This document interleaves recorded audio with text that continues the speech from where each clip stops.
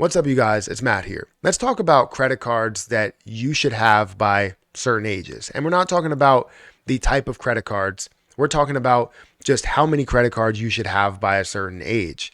And I know this may be tricky for some people because they might say, hey, I don't need a credit card. I developed the Dave Ramsey method where I have no credit, I use all debit. Understandable, right? There are people on two sides where you have that, and then you have people that care about credit that feel like credit really does rule the world.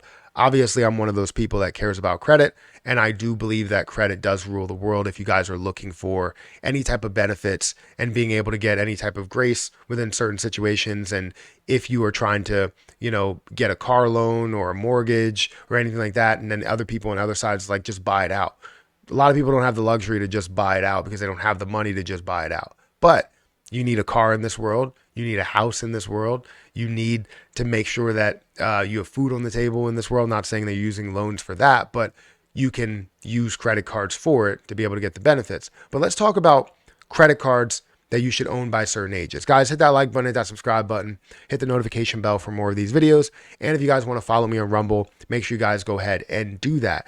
Now, let's start with 14 to 18. I feel like this is a stage where you can go multiple ways, right? You can have a secured card under a credit union account to where you have like $300 to $500. You should have no more than a $500 limit because you don't really need to spend that much on frivolous spending, right? You're still living probably at home. You don't have any bills to really pay. You're just buying gum and other stuff with that money. So $500 should be the limit. You don't need really that much. And you can either go the secured credit card route. You can go an authorized user route with some sort of limit that's put on it, but it should be one card with no more than $500, no more. It could be $100. I would probably assume it would be lower than that, but I'm just saying to kind of cover all categories. People that maybe only have a $100 or $200 limit versus the people that have a $300 to $500 limit, right? So one card for 14 to 18. Then you get into the stage to where you're out of the house. You may be in college, and you may be moving into more of the workforce, depending on how many years of college you went to, or not going to college at all. But 19 to 22 is the next level, which you should have no more or somewhere around $3,000 worth of a credit line. The reason being is because you're going to be using some of this credit line, some of this credit limit that you have in order to pay bills and stuff that you have, whether it's your phone bill or whether it's, your rent or wherever you're staying or whatever you're doing.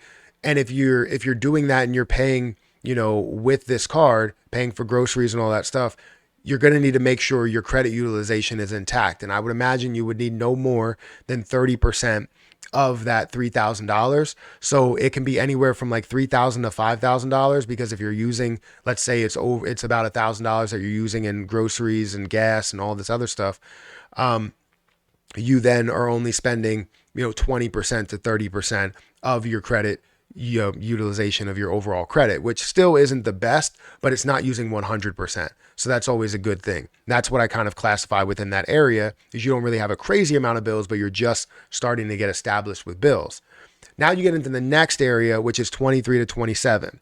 Now, I believe that you probably should own somewhere around 5 to 10 cards. And I know some people will say 5 is a lot, but if you're really into credit cards, you understand that different ones offer you different benefits, whether it's with groceries or gas or phone bills or whatever it is, you're going to be able to get those different benefits with it. And I would imagine throughout that process of you owning one secured card or an authorized user card or something, then to the next level where you have 3 cards, right?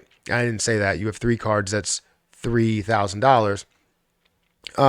But then you also have this level that we're currently at, which is 5 to 10 cards. You're leveling up a little bit and you're also keeping the cards that you had before because you're not closing out those cards unless it is a secured credit card. If it's a secured credit card, you want to try and move up to an actual credit card that you don't have to pay or you didn't have to pay a down payment for. So 5 to 10 and the total credit limit should be around 10,000 to 25,000.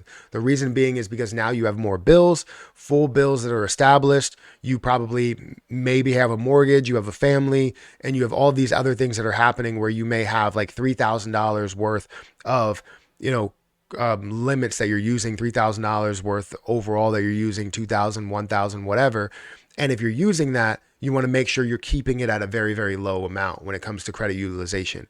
The credit utilization for, $2,000 worth of spend at a $20,000 overall, you're looking at about 10% of what you have there. Now, if you spend $1,000, you're looking at 5%. You want to keep that below that 10% mark.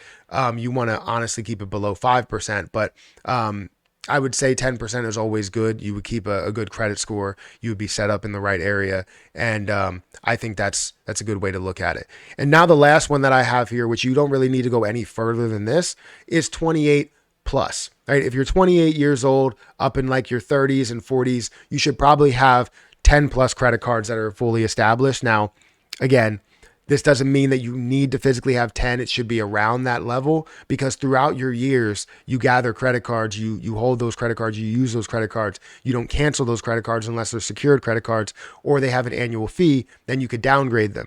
So at that point, you should have about 10 credit cards with around at least $30,000 worth of credit line. I could tell you I'm 32 and I have 126, I think, $1,000 worth of a credit line. It might even be more than that because I just got another card. So it might be like 150 or something. It's a lot. But the point is that I have that and I only utilize probably 2% of my overall credit line.